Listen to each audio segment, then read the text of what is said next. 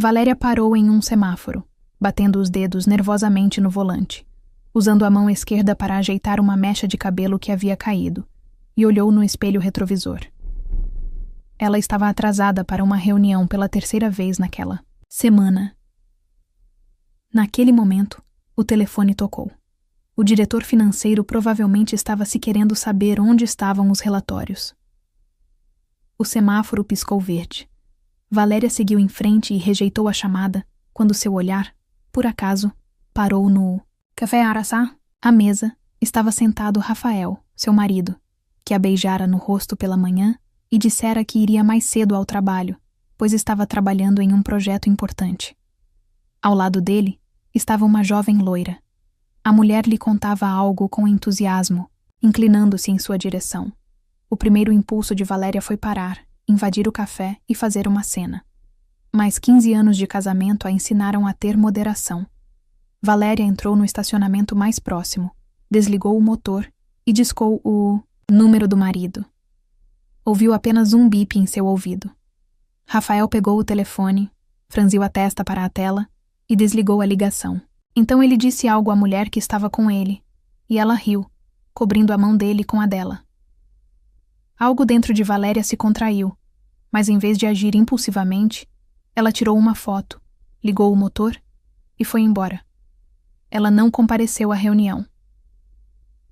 2 semanas depois, Valéria estava sentada no escritório do detetive Marcos Antunes, indicado por sua amiga Renata Campos. É uma situação delicada, ela começou. Preciso de fatos, não de suposições. O detetive a encarou, sério. Diga-me, ela expôs toda a situação. O encontro casual, o comportamento estranho, as viagens de negócios frequentes do marido. Não quero confrontos dramáticos, enfatizou Valéria. Se algo estiver acontecendo, quero ter certeza com provas. O detetive tirou da gaveta um caderno um pouco gasto. Neste trabalho, criei uma regra: nunca tirar conclusões precipitadas, mesmo quando tudo parece óbvio. Há quanto tempo vocês estão juntos? Ele perguntou. 15 anos. Não temos filhos. Não posso ter os meus próprios.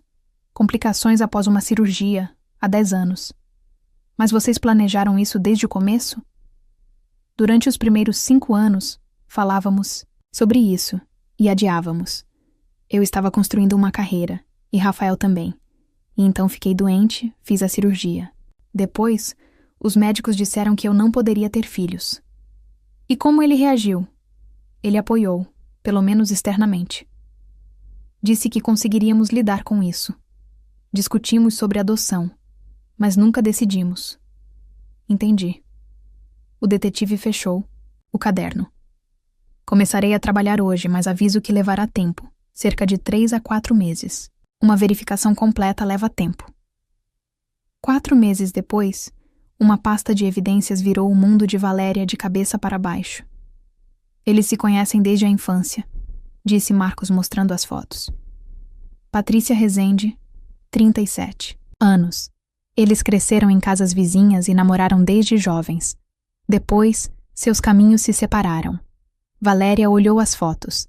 Rafael e a mulher do café entrando e saindo juntos de um apartamento. Há 7 anos, eles se reconectaram. Patrícia teve filhos, gêmeos, meninos. Eles têm agora 7 anos. Sem um teste de DNA é impossível dizer com certeza, mas há razões para acreditar nisso, afirmou Marcos, abrindo a pasta. Aqui está a correspondência, contas de hospital que ele pagou. A comunicação foi retomada 2 meses após a sua operação. O detetive tirou cópias impressas de mensagens. Aqui está a correspondência de Patrícia com uma amiga. Rafael paga por tudo, mas estou cansada de fingir, escreveu ela. É tudo muito fácil com ele, mas enquanto eu precisar de dinheiro, não posso deixá-lo.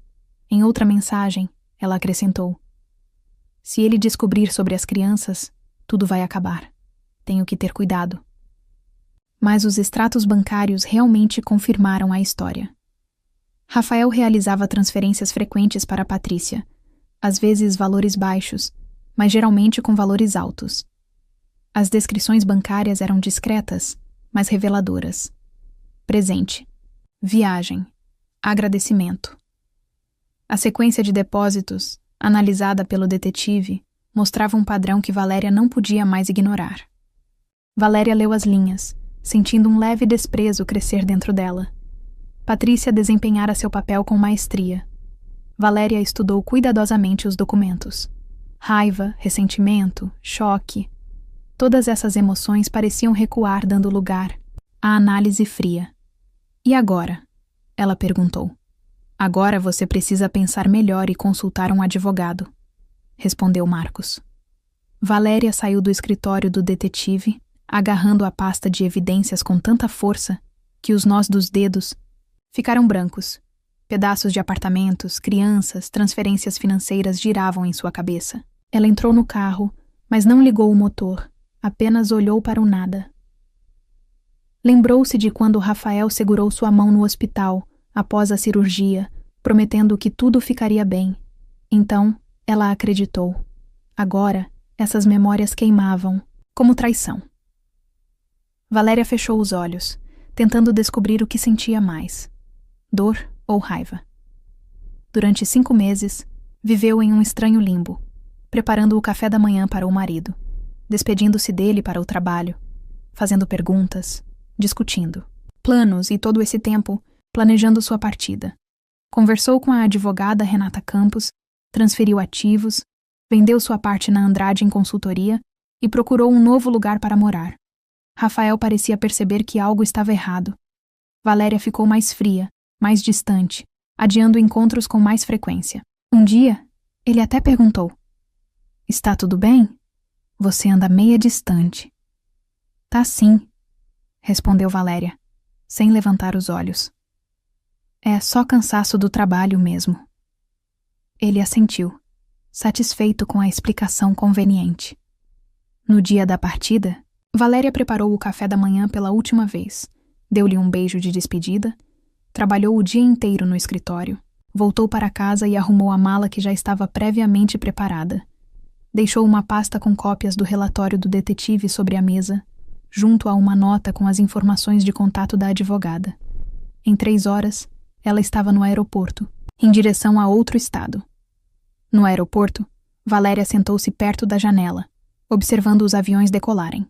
Estava vazia por dentro, sem lágrimas, sem alívio, apenas uma estranha dormência. Ela deixara para trás 15 anos de vida conjugal com um homem que considerava parte dela. Mas nesse vazio, algo novo nasceu. Uma sensação de liberdade, frágil, como o primeiro raio de sol depois de uma longa noite. Ela sabia que as coisas não seriam fáceis dali para frente, mas pela primeira vez em muito tempo, queria seguir em frente. 5 anos se passaram. A manhã na Vila das Palmeiras começou, com neblina e gritos de gaivotas. Valéria saiu para o terraço de sua casa e respirou o ar do mar. A neblina envolvia as ruas estreitas como um cobertor macio, e os gritos das gaivotas se misturavam ao som distante das ondas. 5 anos são tempo suficiente para recomeçar. Primeiro ano após o divórcio foi o mais difícil. Depressão, insônia, sessões com psicoterapeuta. Até mesmo a língua do novo país foi uma barreira, sem falar nas dificuldades burocráticas com documentos. Mas aos poucos, ela aprendeu a viver novamente, se estabeleceu na cidade litorânea e fundou uma pequena empresa de consultoria. Um dia, seu carro quebrou na estrada. Um mecânico que passava parou, ajudou a consertar e recusou qualquer pagamento. Uma semana depois, eles se reencontraram em um café. Daniel, o mecânico, havia ficado viúvo e criava 2 filhas adolescentes. Valéria estava sentada em uma mesa, de canto, folheando seu laptop, quando ouviu uma voz familiar. "Não imaginei que te encontraria por aqui." Daniel estava no balcão, segurando 2 cafés nas mãos. Seus olhos escuros sorriam e em sua jaqueta jeans havia uma mancha de tinta, aparentemente do trabalho na oficina. "Obrigada novamente por ajudar com o carro", disse Valéria, convidando-o a se sentar.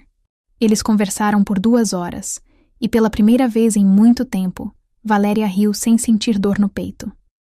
Daniel era o completo oposto de Rafael, reservado e incapaz de fingir. No início, desenvolveu-se entre eles uma simples amizade. Ele lhe mostrou a cidade. Ela ajudou as filhas dele com os estudos. As meninas a cumprimentaram com cautela. Isadora, de 16 anos, olhava friamente e respondia em monossílabos. Ela sente falta da mãe, explicou Daniel. Valéria estava lá, ajudando-as com os estudos, preparando o jantar, ouvindo suas histórias. Com o tempo, Isadora se acalmou, principalmente depois que Valéria a ajudou a resolver um problema com a professora de matemática. Certa noite, ela correu até Valéria, com um caderno de português. Valéria, você pode me ajudar com minha redação? O professor pediu para escrevermos sobre o nosso sonho. Valéria sorriu, e elas ficaram sentadas até meia-noite, inventando uma história sobre uma viagem ao mar. Isadora, que a princípio era tão reservada, não resistiu. Você conta histórias muito bem. Será que eu vou conseguir ser assim também? Valéria assentiu, sentindo um calor confortável se espalhar em seu peito. Pela primeira vez em muito tempo, ela se sentia necessária. Não como uma mulher de negócios, mas como uma pessoa que podia simplesmente estar presente. Apenas um ano. Depois, Daniel segurou a mão dela pela primeira vez. Naquela noite, ela lhe contou tudo. Sobre o ex-marido, sobre a traição, sobre sua infertilidade. Eu nunca poderei lhe dar um filho, disse Valéria sem rodeios. Eu já tenho 2. Filhas lindas, respondeu ele simplesmente. O que importa é o que temos agora. Daniel ficou em silêncio, olhando para as ondas ao longe, e então acrescentou calmamente. Depois que Fernanda se foi, pensei que nunca mais conseguiria deixar alguém entrar na minha vida. Ela era meu farol. Mas as meninas me fizeram seguir em frente. E então, você apareceu. Ele se virou para Valéria, com os olhos brilhando à luz do pôr do sol. Você me fez sentir que eu podia confiar novamente. Não sei explicar, mas com você, me sinto vivo de novo. Enquanto isso, Rafael, no dia em que Valéria partira, chegara em casa e encontrara uma pasta sobre a mesa. Seu mundo desabou. Ligou para ela, procurou-a no trabalho, entre os amigos, mas não havia sinal dela. Depois, veio o aviso de divórcio, enviado pela advogada Renata Campos. Ele finalmente assinou os documentos. Patrícia, por outro lado, exigia cada vez mais dinheiro e mostrava-se constantemente irritada. Um dia, Rafael acidentalmente a ouviu chamando alguém de meu amado. E não era ele. As dúvidas em relação aos gêmeos aumentaram. Ele insistiu em um teste de DNA. Apesar da forte resistência de Patrícia, temendo perder o apoio financeiro, o resultado confirmou que as crianças não eram dele. Depois disso, Patrícia desapareceu, levando consigo o dinheiro e os filhos, pelos quais Rafael já havia se apegado. Ele decidiu procurar por Valéria. Contratou detetives, mas só depois de 4 anos um deles encontrou uma pista.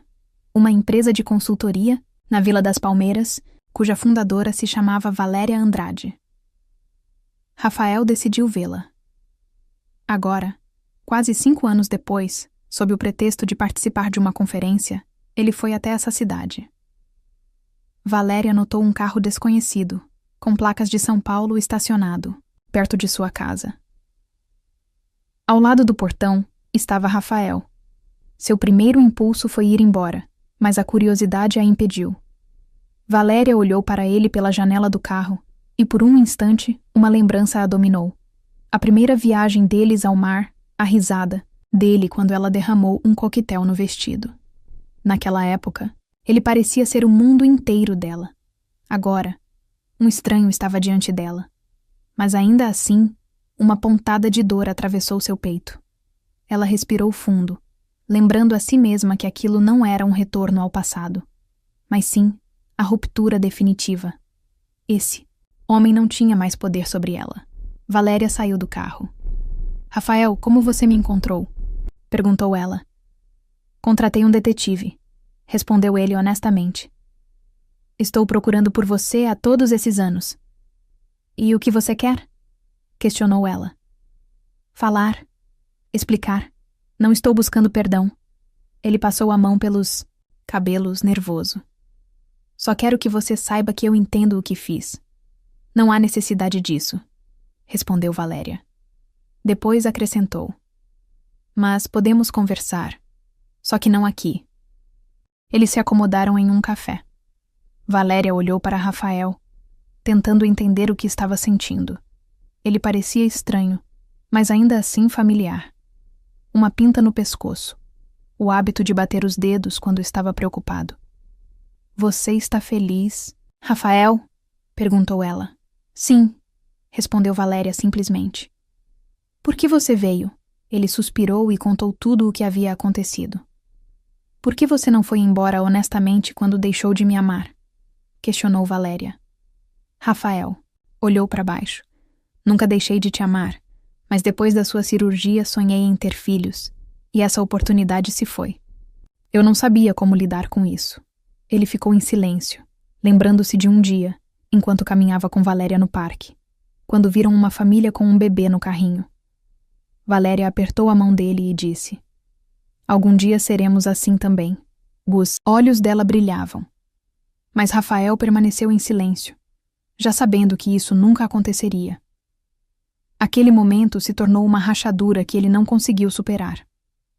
Agora, olhando para Valéria, ele compreendia que essa rachadura havia destruído os dois. Patrícia apareceu por acaso, e tudo começou a girar. Ela engravidou, e ele ficou confuso. Você poderia ter me contado, disse Valéria calmamente. Eu sei, mas fiquei com medo, e então tudo ficou ainda mais confuso. E por que você me procurou todos esses anos? Não sei, respondeu ele honestamente. Talvez estivesse esperando um desfecho para nós dois. Eu te perdoei, Rafael, disse Valéria finalmente. Não por você, mas por mim mesma, para seguir em frente. Quando ele estava prestes a sair, Valéria perguntou: Você está feliz agora? Ele pensou por um momento. Estou aprendendo a viver novamente, dia após dia, mas não minto mais para os outros nem para mim mesmo. Isso é alguma coisa, certo? Ela sorriu e assentiu. Naquela mesma noite, Valéria decidiu ir até a casa de Daniel. Ela ligou para ele e perguntou se poderiam se ver. Você está bem depois de vê-lo? Perguntou Daniel. Valéria pegou a mão dele e respondeu. Achei que ficaria assustada ou com raiva, mas só senti alívio, como se tivesse fechado a última página de um livro. Daniel apertou a mão dela. A luz do pôr do sol refletia no anel de prata em seu dedo. Presente de aniversário. Você não se arrepende de não poder ter filhos? Ele perguntou. Às vezes, admitiu Valéria. Mas então olho para Isadora e Manuela e entendo que ser mãe não é só dar. A luz é amar, apoiar e estar presente. E nesse sentido, eu já tenho uma família. Às vezes sinto que não mereço você, disse Daniel. Que um dia você vai acordar e perceber que poderia ter encontrado alguém melhor. Valéria sorriu. Parece que temos medo da mesma coisa. Do outro lado do jardim, Isadora e Manuela apareceram, voltando do treino. Valéria, nós vencemos. O torneio! Gritou Manuela. E eu marquei o gol da vitória! Acho que nós merecemos um jantar especial, acrescentou Isadora. Valéria riu. Agora vou trocar de roupa e vamos naquele restaurante que vocês queriam experimentar há tanto tempo. As meninas correram alegremente para se trocar. Daniel olhou para Valéria com ternura. Elas te amam, disse ele. Valéria apenas sorriu, guardando na bolsa uma foto tirada há 5 anos, no café Araçá, Tum. A foto que havia dado início à sua nova vida. Agora me diz. O que você faria se descobrisse um segredo tão devastador no seu casamento? Como reagiria? Compartilha aqui com a gente o que a história de Valéria e Daniel ensina para você sobre a construção de uma nova família e a superação de traumas antigos. Escreve aqui nos comentários. Eu quero muito saber. Se você gostou do vídeo, clique em curtir e se inscreve no canal também. Assim você não perde nenhuma história emocionante. E não esquece, Deixa também um comentário com uma classificação, de 1 a 10 para mostrar o quanto você gostou. Assista também ao vídeo que agora está aparecendo na sua tela. Até breve.